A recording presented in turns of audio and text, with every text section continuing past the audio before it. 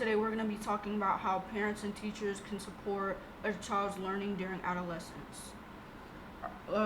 Let's get into our first segment. Our first segment is the importance of supporting a child's learning during the early years. As said in our previous podcast, the first 5 years are a critical learning period for brain development, and it helps children build the foundation for learning language and social skills. Yeah, children's brains are, in their overall morals, their way of thinking, just them as a person is built moment by moment from an early age. And actually, the United Nations Children's Fund of Early Child Development said millions of children are losing out on the experiences and the nutrition, the health, and the guidance that's needed in order to support children's cognitive development growth from an early age. The article in 2025 ultimately said that children are being deprived and losing out on stimulation that's needed in order to benefit their overall well-being, especially academically. I totally agree with that. Parents are children's first teacher. It starts with your parent. You have to show them as much guidance and love and support. The same with the teacher. More of that, we'll see a bigger change in their academic success in the United States of America. We'll see a lot of change in the children and how they feel more like they are understood, and they have someone to rely on when it comes to certain things. Because being a kid is stressful too, especially going through that change.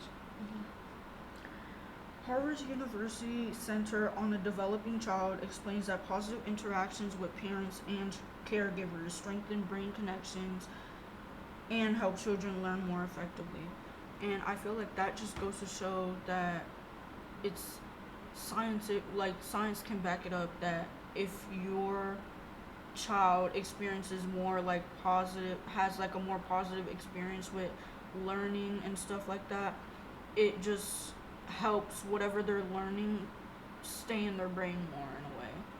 So I think it's really important to let the children guide you then, if that's the case, because a child will always show you what they're interested in and what they want to do and this and that. And as a parent, as a teacher, even just as a community, it is your job to step up and try and encourage that and expand that in the best ways possible. So yeah. I totally agree with that. I was one of those kids, hands-on learning. I had an IEP. I didn't get a lot of help until a certain age, until they figured out I needed IEP. But when I got the help, it was a big difference. Straight A's, more support. Someone sat down with me, and it was a very good experience. They should do that with all grades, not just elementary school. They should do it all the way to high school. I think it'll be a big, big difference in the graduation rate and how far kids will go, because a lot of kids get discouraged if they don't know they have that support or they don't have someone who understands them. It'll make a big difference. Yeah, I think that focusing on the quality of learning rather than the quantity of people that you're teaching is very important for the quality of each child's learning, basically. Yeah, looking at the child as an individual versus a group really does benefit overall society, not just the child. Because I feel like people have to remember that these children grow up and they become part of the community, of the society, and they add to the population. So it's would you rather support them and have them benefit the population, or would you rather not support them and then see the consequences of not supporting a child? Yeah. And then they now become a problem to the community or to society or whatever the case may be. Yeah, that's true.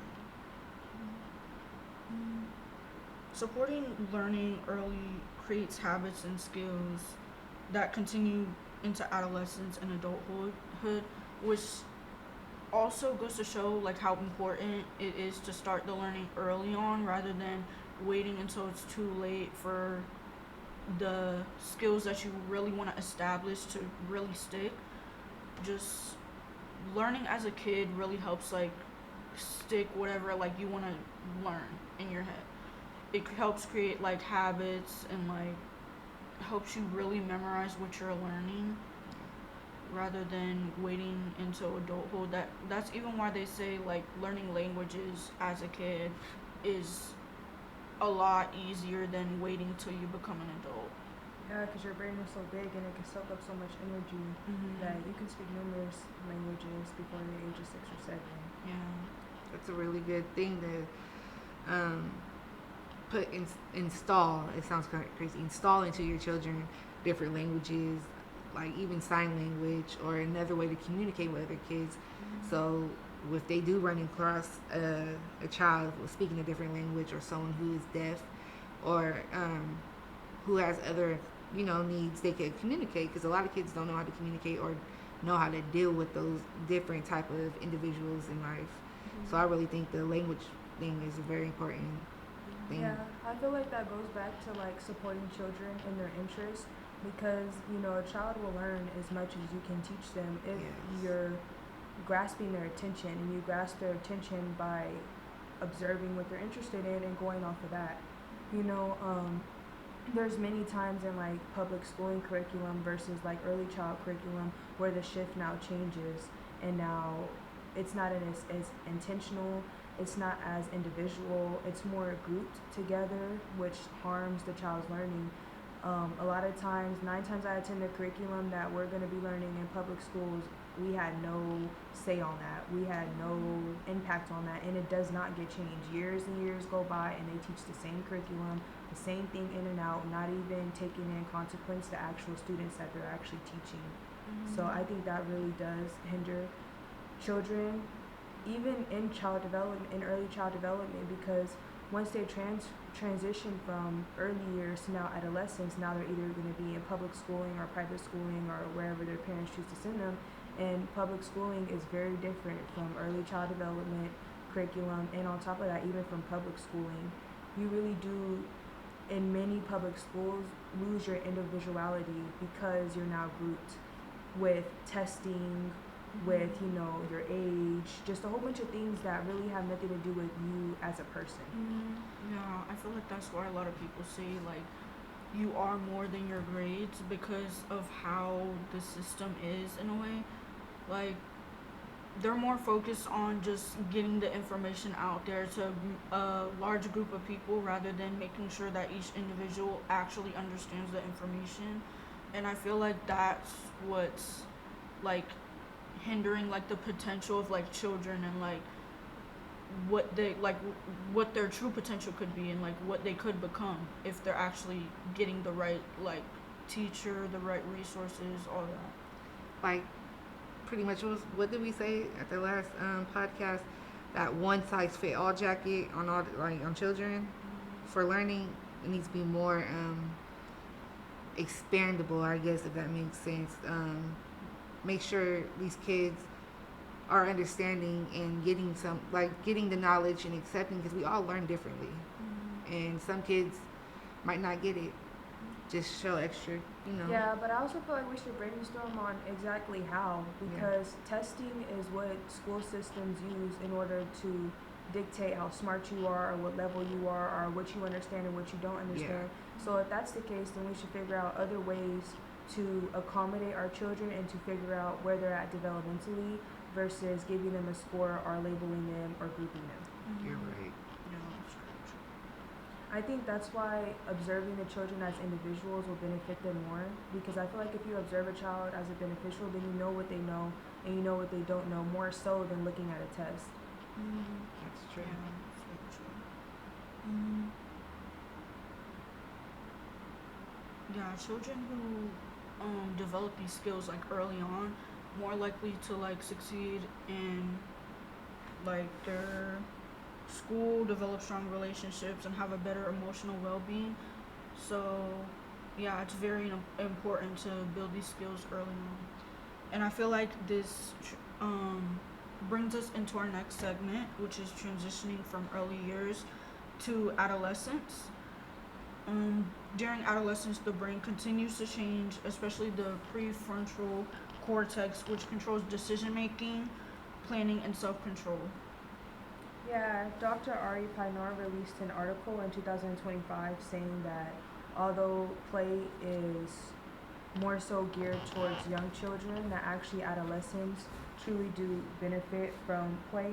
and supporting brain development, social emotional skills, as well as their cognitive development.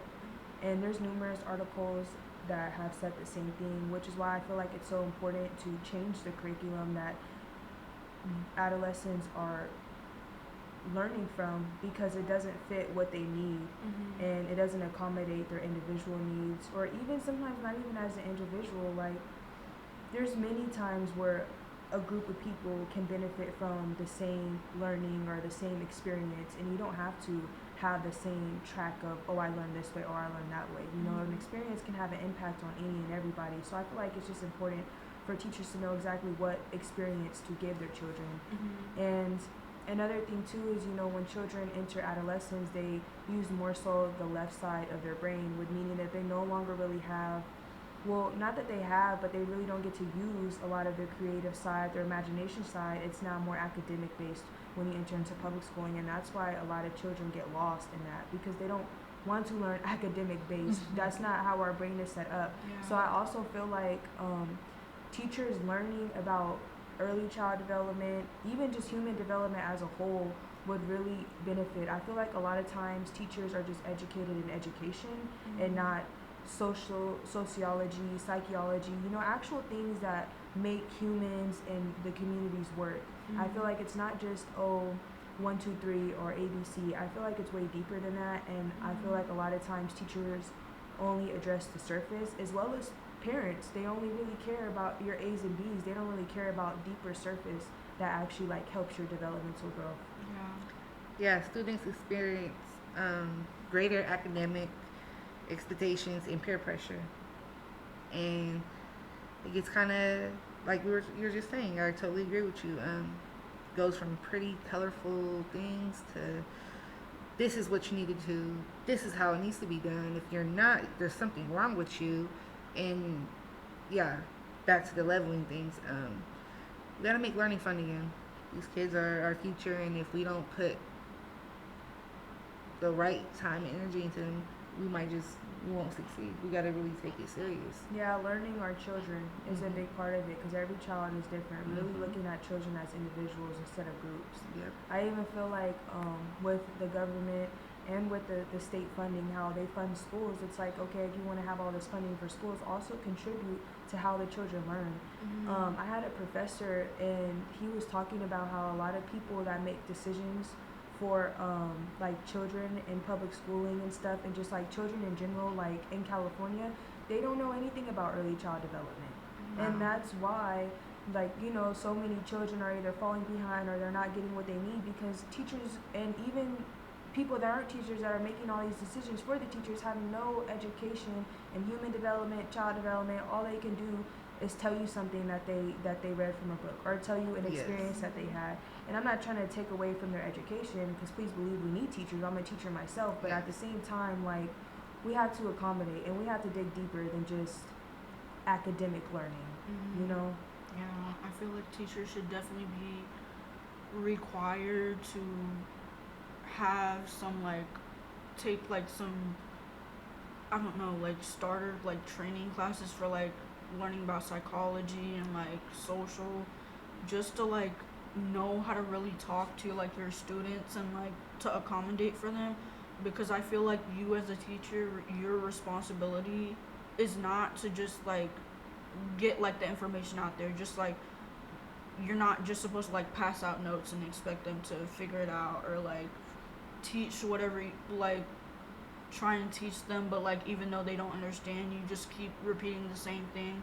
I feel like your job as a teacher is to try and figure out ways for the student that you're helping to actually understand what you're saying, rather than just repeating what you're saying over and over again and like going by the book basically. Yeah, to be fair though, I did have a teacher in high school. She was like my teacher in middle school, and she was like my teacher like a couple times throughout like my young life. And she tried like reading this book to us, and it was like this book that the high school was like absolutely not. And she picked this book based off her children that she was teaching.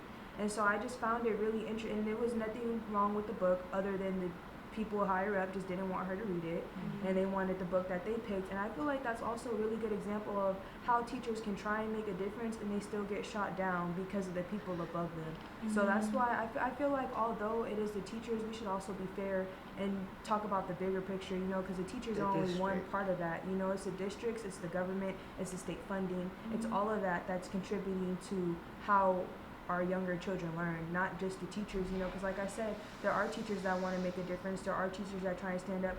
I don't even want to get it wrong, but I know for a fact last year she either quit or got fired because of her not being able to have the impact she wanted to have on the children. And she's been teaching for a very long time. Wow. I know for a fact for at least 10 years, like, because like I said, she was my teacher for numerous years. So it's just also saddened, and I feel like it's also a thing that needs to be addressed is knowing how to support our children other than just our teachers. Like, they need to give support to our teachers. Yes. They need to give trainings to our teachers. They need to give resources, and they need to up the pay. Because it's like, hold on, like, you could not expect them to be bending over backwards. I know a lot of teachers take the work home with them. Yes. You know, my teacher assistant, she went home and worked every single day. So it's just like, I just kind of feel like it's so much deeper than the teachers, but teachers do play like a big role in how our children learn, obviously, in the outcome that they have.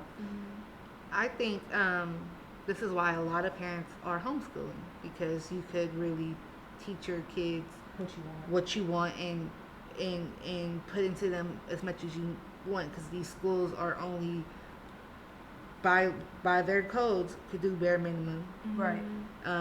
It's not allowed, and I know it's a lot of kids who live in my apartment are homeschooled because the parents didn't like how their kids were getting taught. Like, the kid wasn't understanding, and then parents are actually teaching them, and they're doing really good. Like, I really think that should be, me personally, if I have kids, they're gonna be homeschooled. Right, but then offering that support for the moms and the dads and grandpas, uncles, whoever that are teaching the children from home, because that is damn sure a lot of work. Yeah. It's a lot of commitment. It's a lot of planning. It's a lot of intentionality. You know, like, you don't just teach them. So I feel like also having resources to offer that support, you know, because not only you have to take care of your child, you also have to make a living. You also have to provide for yourself and, you know, your family and whoever else is that you take care of that's involved in your life. It's much deeper than, oh, okay, I'll just homeschool my child and teach them. You know, you need a lot of other resources and support with that. So I feel like, okay, if we are going to homeschool them, then let's give some resources. Yeah. Let's give some support. Yeah. Let's give something. Then just, okay, homeschool them and they'll be good that way. Yeah. Yeah, I definitely agree, because there are definitely some cases of parents who aren't able to homeschool their children. Some parents are traveling all the time. Other parents are just have lots of work to do and don't really have the time for their child. Yeah. Yeah, so I feel like there has to be some sort of alternative, or like some way for children to still receive that quality of learning while also like appealing to the parents, like availability. It would be so nice if we could just go back to the days there was no technology, no nothing, and everybody was just living. Because there was no school, no nothing when all of that was happening. People were just learning from hands-on experiences. Right. I feel like so much stuff has been complicated now. You know, like, and it's deeper than just the technology. Even with the way people communicate with each other, the way people interact with each other, like, it's really changing. And I feel like there needs to be some type of level of stability, consistency, and actual factual evidence and knowledge to support children, communities, like all of them, because I feel like it's lost a lot in today's time. Yes, it really has. The CDC explains that teenagers are still developing emotionally, socially, making guidance from adults especially important. So I feel like adults are supposed to be like, they're supposed to like set the tone for what they want their teenager to become in a way.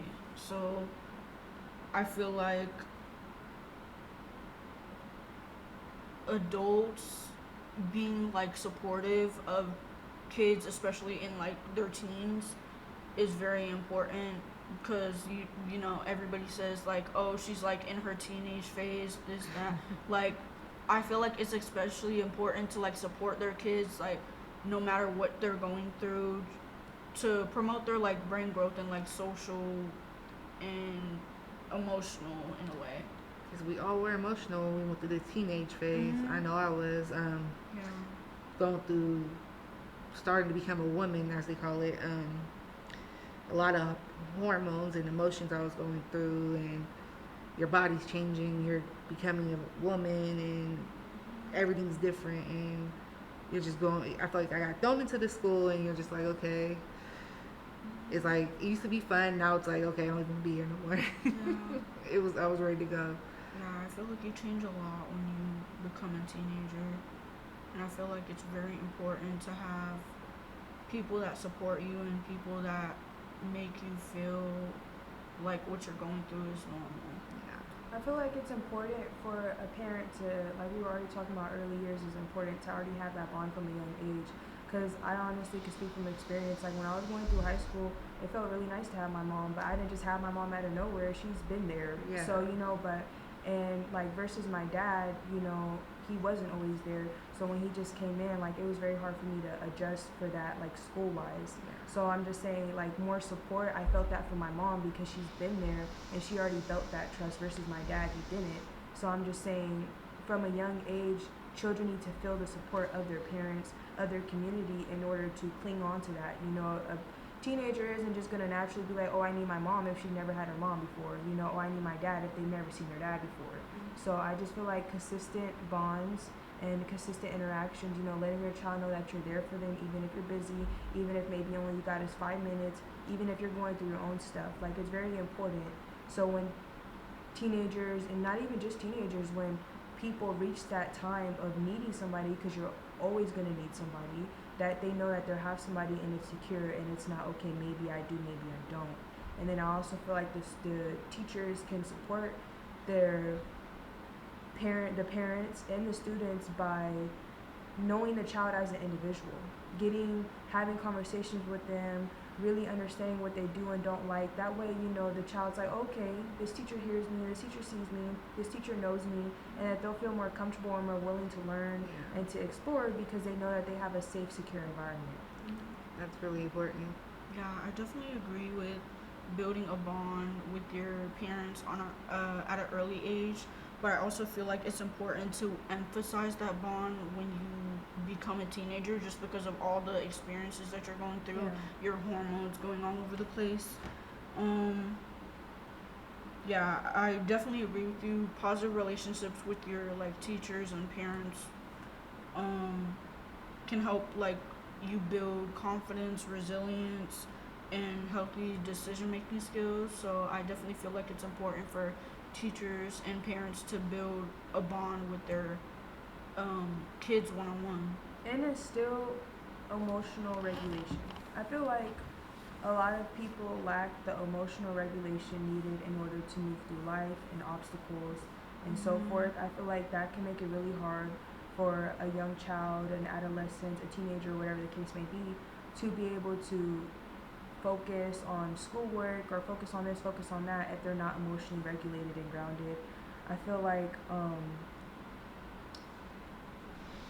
teachers can continue to support students with like their emotional and their behavior and so forth. It doesn't have to stop just academically.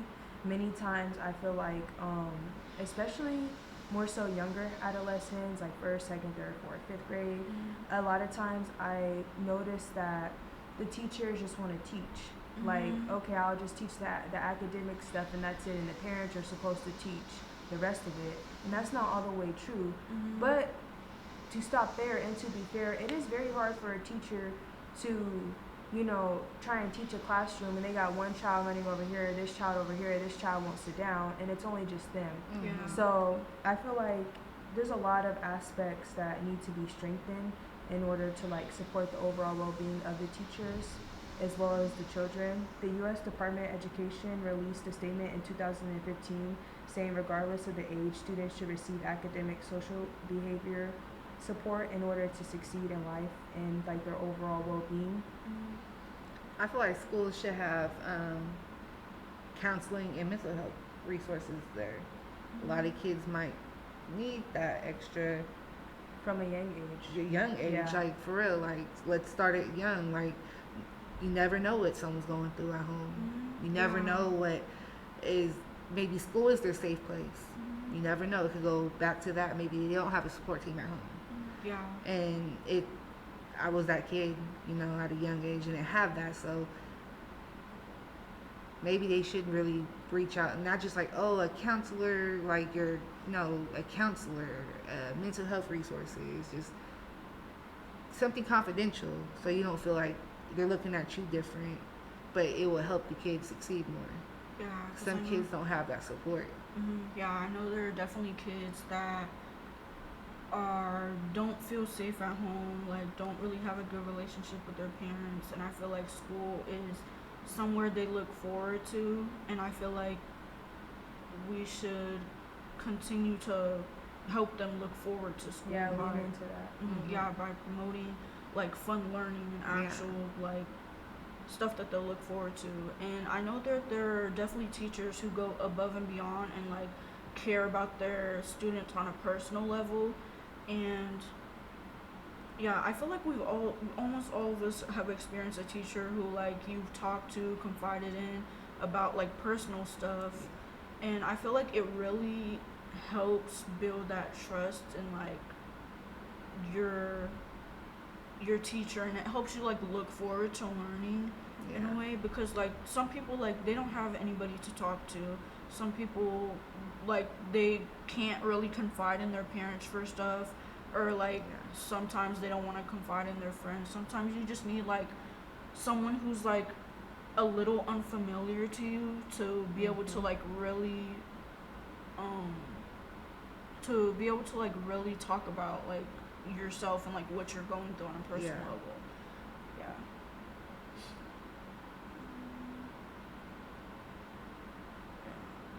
Brain development continues into a person's mid-20s, showing that adolescence is an important time for learning and growth, which is why we should start like education should like be started at an early age and like continue to promote like the efficient way of learning in a way, because you know how when kids are young they're used to creative curriculum, and that's proven to be like the most efficient for them to actually learn stuff.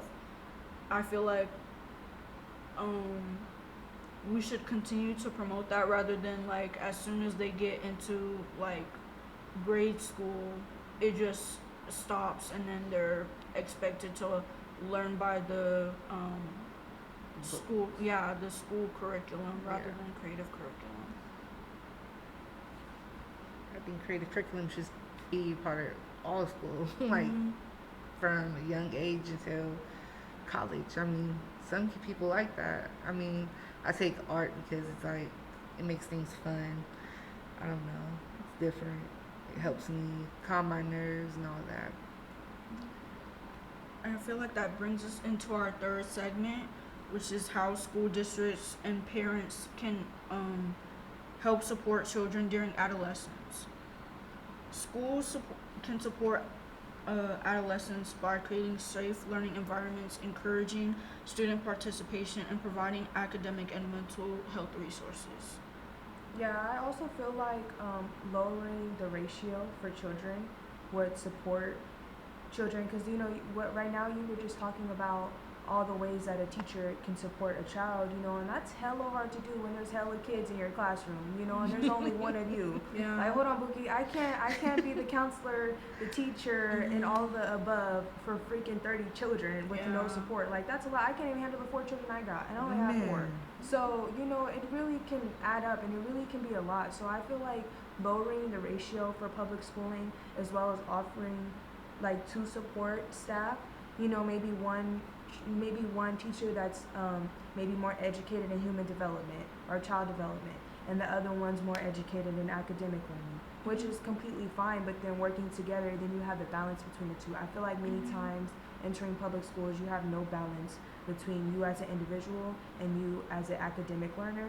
So I feel like finding that balance, as well as like lowering the ratios, maybe adding in when one or two more teachers in for some support, maybe breaking up the way that the classroom environment is. Like, for example, maybe you don't just go in and learn for 4 hours or whatever the case is, and the next thing you do is you go to lunch and that's that, and then you have another period and you sum it up. Maybe changing the dynamic and how you learn, because statistics show that children and adults, humans in general, they learn many times unintentionally. If you just explore, if you just experience, if you just, maybe lean into one of your things that you're curious about, you'll learn something maybe that you weren't expected to learn, maybe that you want to dive deeper in, maybe something that really benefited you, and that's in every aspect of life. So I feel like teachers having another support system, lowering the ratio, having more education on how to support children developmentally wise, as well as having resources for parents to support them outside of that will really benefit the children, especially the lowering ratio. Because it's like, even if you have 10 children that are really into it and are really trying to learn, you might have 5 children that are just chit-chatting in the back, and that makes it really hard for the 10 children, that are trying to focus to actually like lean in and focus. I think they should have, in their policies, they should have more parent involvement as a policy. Absolutely. At the school, like Absolutely. for the students' well-being. So like you're saying, don't put it all on the teacher. Yeah. They're not your babysitter. Absolutely. They're your teacher. Let's help them. We gotta help the kids. We gotta help them help your kids. Yeah, We can't just put it all. Yeah, we can't just put it all on them and expect them to be rackamakily like, oh, it's just you watch my kid, you teach them, I'll pick him up at 3.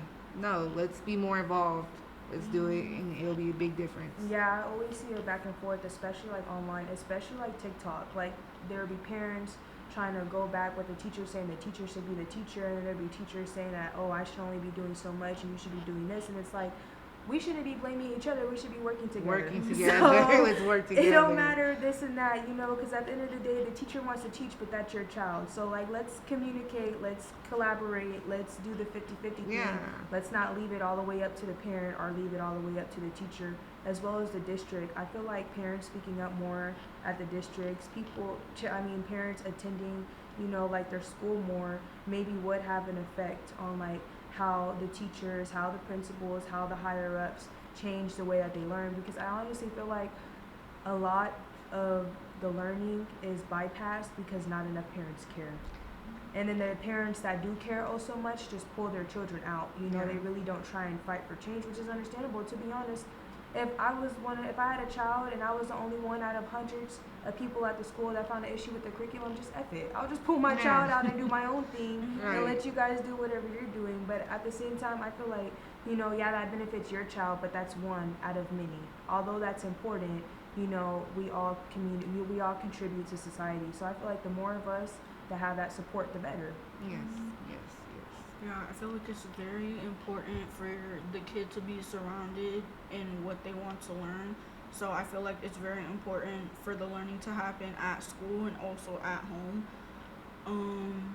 Which is also a reason like why their teachers like expect parents to help kids with like their homework and like stuff that they might struggle on learning at home. So I feel like it's very important for the learning to take place at school and at home. My niece and nephew, Davina and David, they're twins. Every time I ask them, you got homework? No. What? How y'all don't have homework? Teachers don't do homework no more? What's going on? We don't have homework. So they make you do all your work in class. Like, what about coming home and doing it? Like, I think that would help too. Like, take it off the teacher. Yeah. Like, learn something at home with your family, with your parent, instead of having to put it all on the teacher. Like, I wish schooling and learning was how it was back in the day. Like, that was a good time.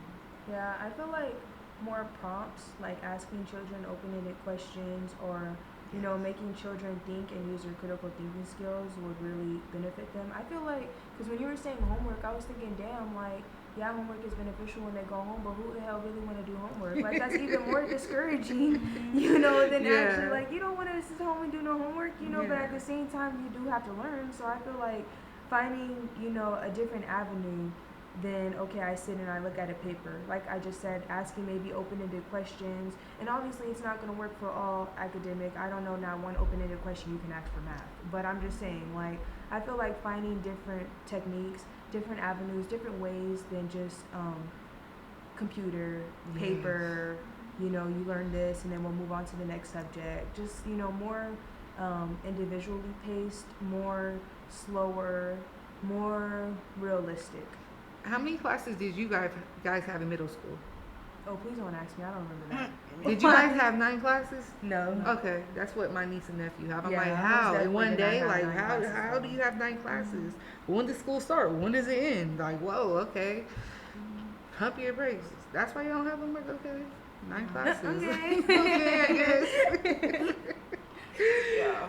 I also feel like the school district contributes to kids hating like doing their homework and stuff, because like everything that you're supposed to do in school you're forced to do. You don't really have I like say a, so. hmm? I say so. Yeah, you don't have a say so in what you want to do.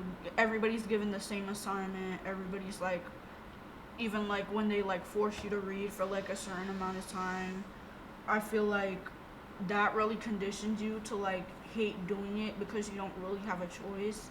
Like, even they might even like enjoy doing it on their own, like not being told to do it. Yeah. But then when they're told to do it and like not given an option, like it makes them not want to do it. Like, even an example in my life is like when my parents like tell me to like, oh, go clean the dishes, when I'm like about to go do it on my own, I just like lose all motivation to do stuff like that. So Yeah.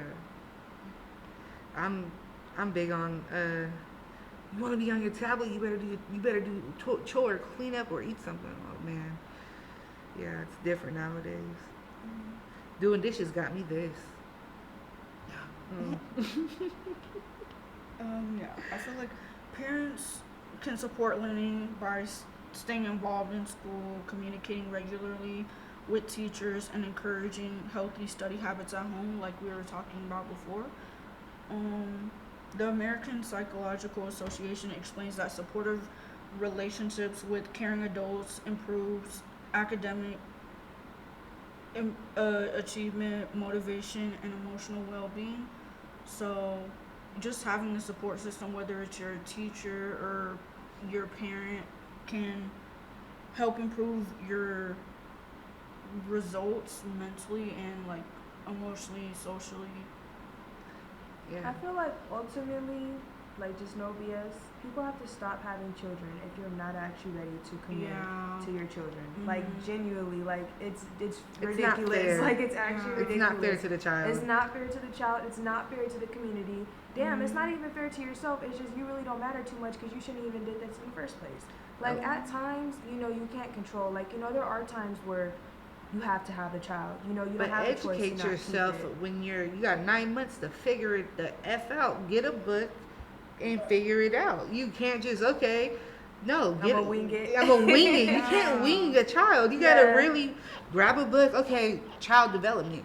How can maybe people don't think about that, but it's options. I know when you go to the hospital, like, here, read about this, or you know what I'm saying? They give you options about that. I know a couple of people like was reading a child development book when they found out they were pregnant. That was the smartest thing you could do. Right. Like, come on, like you got a whole human on its way. That child's soaking up everything that you're gonna give it. So make sure you give it something good. And I feel like having children has always been, it's not just a new thing. I feel like it's just more newer because of social media, so you can see what people are doing everywhere. But having children, the baby boomer stage in America, like having children has been a thing. That has not stopped. So I just kind of feel like if we're going to keep having these children, know how to support these children, or don't have them at all. Because it's not even just about supporting the children mentally, financially, you know, like emotionally. making sure, exactly, emotionally, like making sure you're able to really stay stable for that child. And it's not just a stable, like, I'm stable. No, you got to be mentally, emotionally stable. Yeah. You can't just be a cuckoo puff trying to. Not a cuckoo puff.